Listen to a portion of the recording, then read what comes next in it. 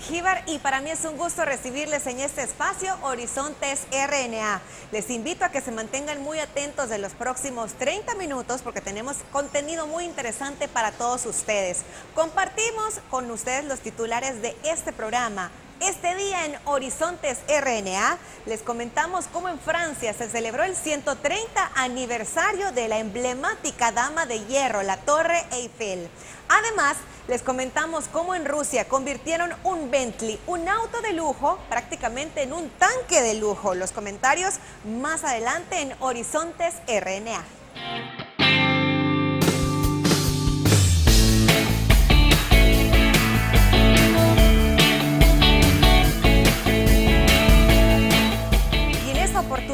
Les comentamos cómo organizaciones religiosas sin ánimo de lucro tienden la mano a migrantes indocumentados en la zona de Arizona, en Estados Unidos, que quedan prácticamente a la deriva y que en muchas ocasiones llegan acompañados de niños con mucha necesidad. ¿Qué acciones ellos toman para ayudar a las personas a salvar sus vidas? A continuación, la historia.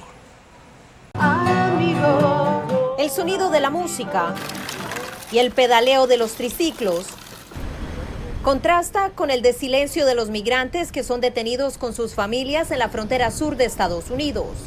Es una decisión bien difícil, pero por lo mismo yo vengo buscando el bienestar de ellos, entonces lo decidimos que sí y pues acá estamos.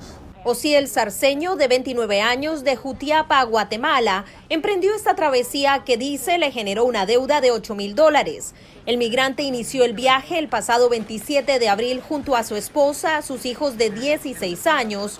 Los Sarceño viajaron durante 10 días hasta llegar al puerto de entrada de Sasabe en Arizona, en donde se entregaron el 6 de mayo. Solo agarré a mis hijos y los abracé a mi esposa y le di gracias a Dios. Que sea lo que Dios quiera. Si Él me quiere dejar aquí, pues es Dios, y si no, pues me tengo que regresar. Sarceño habló con La Voz de América desde el refugio temporal de Catholic Community Services en Tucson, Arizona, horas antes de partir hacia Los Ángeles, California, en busca de su sueño americano. Desde febrero, como hemos recibido personas cada día, a veces 100 personas, para dar como hospedaje a ellos. Entonces, cada día Inmigración pregunta cuántas personas podemos recibir y cada día le hicimos como 100 personas, 70 personas. Catherine Smith explicó cuáles son los servicios que suministra Catholic Community Services. Llegan de Inmigración y damos como la ropa, comida, hospedaje, damos como llamadas para llamar a su familia, sus patrocinadores acá en los Estados Unidos para decir que ya están afuera de Inmigración y que pueden salir, pueden viajar a sus familias. Hasta el monasterio benedictino son traídos la mayor parte de los migrantes indocumentados con niños que son dejados en libertad por las autoridades migratorias. De acuerdo a los servicios comunitarios católicos a cargo de este recinto, un 80% de estos migrantes son guatemaltecos, de los cuales un 40% no hablan español y solamente una lengua indígena. Es difícil porque no tenemos como traductores acá que hablan quiché o mam o canjobal de Guatemala. Entonces, pero como hemos creado una lista de traductores que hablan esos idiomas indígenas. Entonces, a veces sí es un reto porque las personas acá no pueden leer ni escribir en español y tenemos que explicar sus boletos, que es un viaje de 3 días. La situación es también difícil para las autoridades inmigratorias que cada vez reciben más miembros de comunidades indígenas centroamericanas. Es algo bastante difícil y se requieren bastantes tipos de agentes capacitados para poder enfrentar esta crisis humanitaria. Y la crisis ejerce también presión en las cortes estadounidenses de inmigración. Es allí en donde Osiel Sarceño espera poder justificar su presencia en Estados Unidos. El 10 de junio tengo mi cita con la corte, entonces no sé, que se pudiera dar cuenta al juez o no sé quién, la autoridad, que no soy un criminal y que quisiera esa oportunidad de poder trabajar y de que mis hijos estudiaran. Celia Mendoza, Voz de América, Tucson, Arizona.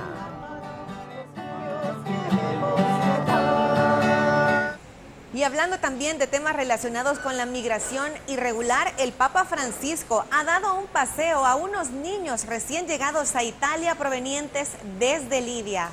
Veamos la historia que enterneció a muchas personas y que tuvo lugar en la más reciente audiencia papal.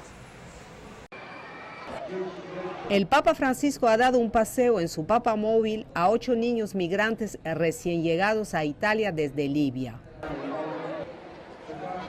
Francisco recogió a los niños procedentes de Siria, Nigeria y el Congo al comienzo de su audiencia general semanal el miércoles y tras montarlos en el asiento trasero del papamóvil, recorrió la plaza de San Pedro con ellos. Algunos saludaron con la mano, otros levantaron los pulgares antes de despedirse de Francisco con abrazos y tomándose selfies. El Vaticano dijo que algunos de los niños habían llegado a Italia en un barco de migrantes hace unos meses, mientras que otros llegaron por un corredor humanitario el 29 de abril con sus familias. Francisco se ha enfrentado con el gobierno de Italia sobre la necesidad de acoger e integrar a los inmigrantes. En el año 2016, el Papa Francisco regresó al Vaticano de un viaje a Grecia con una docena de sirios en su avión. Anne-Marie García, Associated Press. Y de Europa viajamos nuevamente al continente americano, y es que el Senado estadounidense recientemente recibió una propuesta de ley que estaría afectando directamente a los migrantes centroamericanos que por diferentes circunstancias están pidiendo asilo en los Estados Unidos. Un proyecto de ley presentado por el senador republicano Lindsey Graham propone reformar algunas leyes inmigratorias estadounidenses, lo que cambiaría las reglas actuales del sistema de asilo en Estados Unidos para los inmigrantes procedentes de Centroamérica exclusivamente. En el futuro, podrán solicitar asilo en Centroamérica, pero deberán hacerlo en un consulado o embajada de Estados Unidos en su país de origen. Intentaremos establecer también una oficina en México. No más solicitudes de asilo en la frontera con Estados Unidos si usted proviene de Centroamérica. La propuesta del legislador está diseñada para detener la crisis humanitaria que la Casa Blanca ha insistido existe en la frontera sur por la llegada masiva de inmigrantes centroamericanos, entre ellos menores de edad. Si usted es un menor de edad no acompañado, vamos a cambiar la ley para permitir que el menor sea enviado a su país de origen de manera segura. La propuesta legislativa también cambiaría las reglas de detención de inmigrantes que arriben con menores de edad. En lugar de tener 20 días para procesar legalmente a una familia con un hijo menor de edad, aumentaremos el plazo a 100 días. La familia podrá ser detenida de forma humanitaria para cuando su caso sea procesado y no tendremos que liberarlos antes dentro del país. El documento incluye también la contratación de al menos 500 jueces de inmigración para resolver 900,000 casos de asilo pendientes en Estados Unidos. Jorge Agobián, Voz de América, Washington. Y ahora mostramos imágenes impactantes de lo que podría convertirse en una imagen icónica de cómo la naturaleza se ve afectada por la acción humana. Y es que una cigüeña permanece impasible en su nido durante un incendio. Un nido de cigüeña oriental, una de las especies más raras y amenazadas de Rusia, sobrevivió a un incendio que se desató a fines del pasado mes de abril en el valle del río Walchin, ubicado en la región de Amur, en el lejano oriente ruso. Una cámara de vigilancia instalada sobre una torre eléctrica registró el momento. En las imágenes se aprecia cómo el animal reposa sobre el nido, donde en ese momento se encontraban al menos 5 huevos. A medida que las llamas se acercan, el humo se vuelve más intenso, pero el ave en ningún momento abandona a sus futuros polluelos. El medio detalla que las parejas de cigüeña oriental suelen turnarse para cuidar a sus nidos, los padres velando de día y las madres reemplazándolos por la noche. El fuego, que habría sido provocado de manera intencional, devoró por completo y en poco más de 1 hora el pastizal sobre el que se encontraba el nido. Un ecologista local instaló la cámara de vigilancia y explicó que cada año los incendios como este queman varios nidos de cigüeña con sus huevos y polluelos, al igual que numerosas aves más pequeñas que anidan más cerca del suelo. Esta vez, las cigüeñas fueron muy afortunadas, ya que construyeron su nido en lo alto de una línea eléctrica que tenía soporte de metal. Estamos de regreso, somos Horizontes RNA. Esta información la anticipábamos al inicio de nuestro programa y es que París se llenó de fiesta al celebrar el aniversario número 130 de la Dama de Hierro de la Torre Eiffel. Ellos utilizaron en esta oportunidad un espectáculo del rayos láser para poder celebrar esta ocasión y además tuvieron actividades que incluyeron a la niñez en esta sociedad. Muy interesante, por cierto, veamos los detalles a continuación. París celebró el cumpleaños de la Torre Eiffel con un espectáculo de rayos láser que describió los 130 años de historia del emblemático monumento. Más temprano el miércoles, la Torre Eiffel invitó a 1.300 niños a disfrutar de un almuerzo debajo de la Dama de Hierro. La torre transmitirá espectáculos con rayos láser de 12 minutos sobre su fachada a partir de la noche del miércoles y hasta el viernes y será visible sin costo desde los vecindarios aledaños. Escaladores profesionales subieron al monumento para montar las luces para el espectáculo. Alrededor de 6 millones de personas suben a la torre cada año. La torre fue creada por Gustave Eiffel para la Feria Mundial de 1889. En ese entonces fue el monumento más alto del mundo y gracias a las estrictas reglas de urbanización en Francia, aún ocupa un lugar predominante en el paisaje parisino. La Torre Eiffel apareció en público por primera vez el 15 de mayo de 1889, varios días después de su inauguración en la Feria Mundial. Rosalba Ruiz, Associated Press. Y nos quedamos siempre en Francia dando cobertura a lo que sucede con respecto a las novedades de Notre Dame, que les comentamos aún no ha recibido los 1.000 millones de donaciones que se prometieron por el incendio. Y es que bueno, todo esto era orientado para la restauración de la Catedral de Notre Dame y que afloraron tras la emoción suscitada por el incendio y, según las autoridades, no han sido recibidos aún por las fundaciones gestoras de las colectas. Ellos decían, es demasiado pronto para concluir que tenemos suficiente o demasiado dinero para la restauración. Puede que haya una diferencia entre las promesas de donación y el pago de los donativos. El responsable de Cultura reaccionó así a la decisión unilateral de la Fundación Patrimonio, una de las 4 oficiales responsables de las colectas, que dio por finalizada la recaudación tras conseguir 244 millones de euros. Es prematuro tomar una decisión semejante. Además, no tenemos todavía una cifra de lo que representarán las obras de restauración. Debemos permanecer movilizados. Esta generosidad con las fundaciones debe continuar para garantizar que sean suficientes, dijo el ministro de Cultura francés. En este sentido, el Arzobispado de París destacó en un comunicado que la cifra no ha sido consolidada por ninguna fundación ni por autoridad. Aunque no se cuestionan las promesas de donaciones más importantes por mecenas de renombre que se han comprometido públicamente, la mayor parte no ha sido aún concretada. Y de Francia nos trasladamos hasta Rusia, donde nos llegan imágenes impresionantes de este grupo de entusiastas rusos que transforman un vehículo Bentley en un tanque de lujo. Este grupo de entusiastas rusos han modificado este coche Bentley Continental GT, incorporándole 2 enormes tractores oruga y lo han convertido en una especie de tanque de lujo.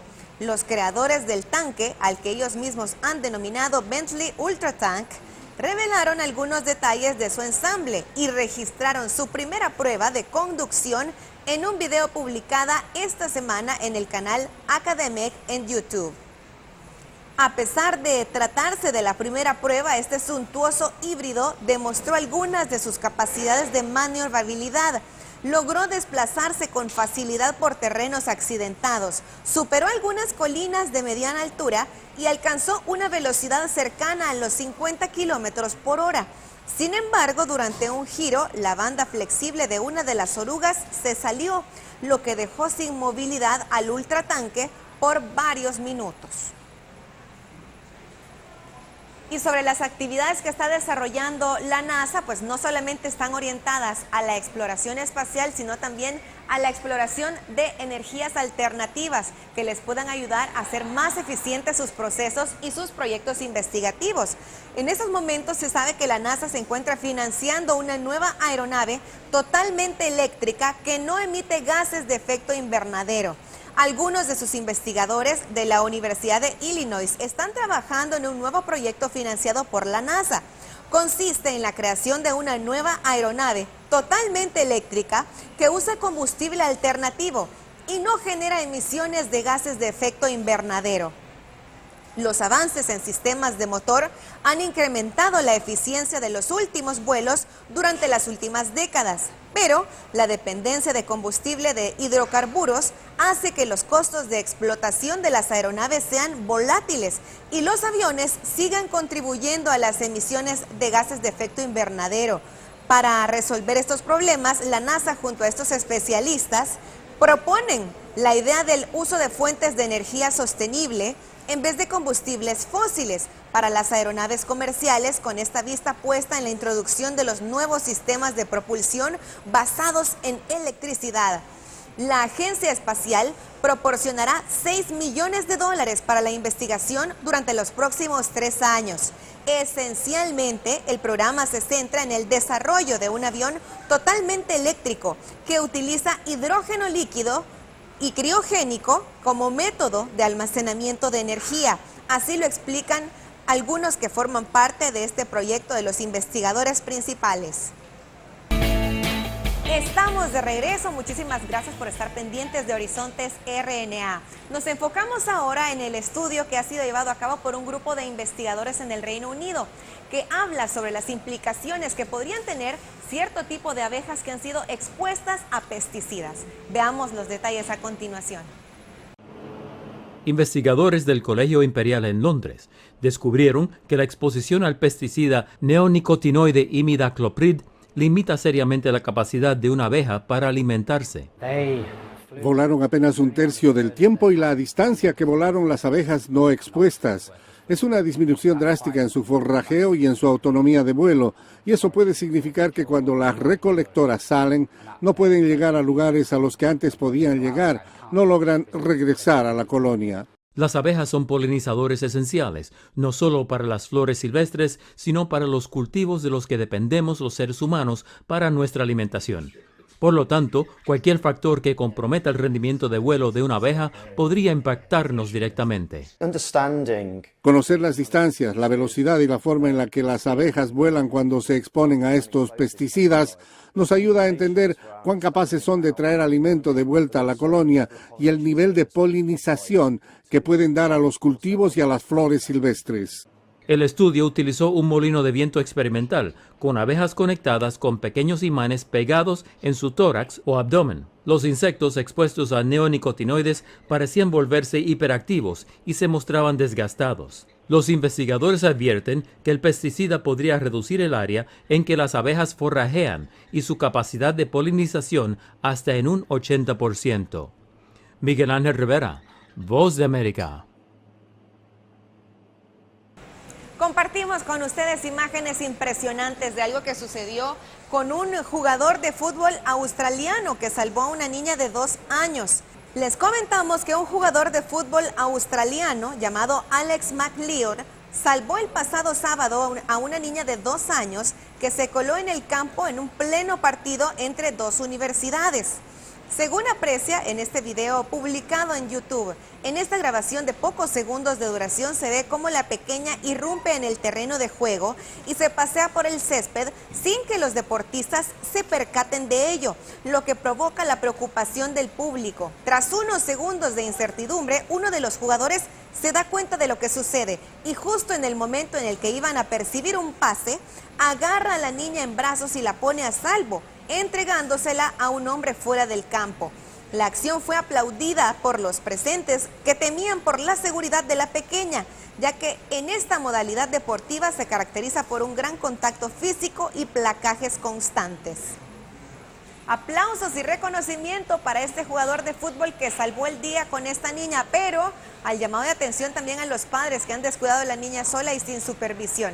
Pues bien, ahora les mostramos un interesante reportaje que nos va a mostrar cómo se están reciclando las baterías de litio, que son utilizadas por la mayoría de los dispositivos como smartphones, para que las personas tengan en cuenta que se está tratando de encontrar nuevas maneras de darle uso a este tipo de aparatos tecnológicos. Las baterías de iones de litio dan energía a casi todo hoy en día. Autos eléctricos, teléfonos inteligentes y computadoras portátiles, y esto ocasiona un problema. Si se incrementa a grandes proporciones el uso de estas baterías, hay que desecharlas o separarlas. La estudiante de la Universidad Rice, Kim Mai-Tram, y el investigador científico Babu Ganguly diseñaron una forma de disolver partes de las baterías de litio sin el calor extremo y los vapores tóxicos a las que son sometidas tradicionalmente. Sabemos cómo eliminar las sustancias con ácidos corrosivos, pero no conocemos cómo hacerlo con solventes simples, seguros de usar y biodegradables. Tran y Ganguly utilizan un solvente eléctrico homogéneo conocido como eutéctrico, elaborado con cloruro de colina y etilenglicol. Los investigadores extraen el cobalto, un componente clave de las baterías de iones de litio, al sumergir una pequeña porción de la pila y calentándola a aproximadamente 130 grados centígrados. El componente químico de cobalto extraído puede ser utilizado nuevamente, lo que significa potencialmente que las baterías nuevas pueden revivir las viejas. Después de 24 horas bajo el calor se puede obtener algo como esto. Este bonito color azul es indicativo de un complejo proceso de reducción. Se trata de combinar estos componentes químicos hasta convertirlos en polvo. La idea es llegar a una solución completamente sostenible para las baterías desechables de ion litio, sacarlas de la basura y darles nueva vida. Sofía Pisani, Voz de América. Llegamos hasta aquí con Horizontes RNA. Muchísimas gracias por habernos acompañado. Como siempre, les esperamos a la misma hora y en el mismo canal. También pendientes de las redes sociales. Que tengan un feliz y exitoso día.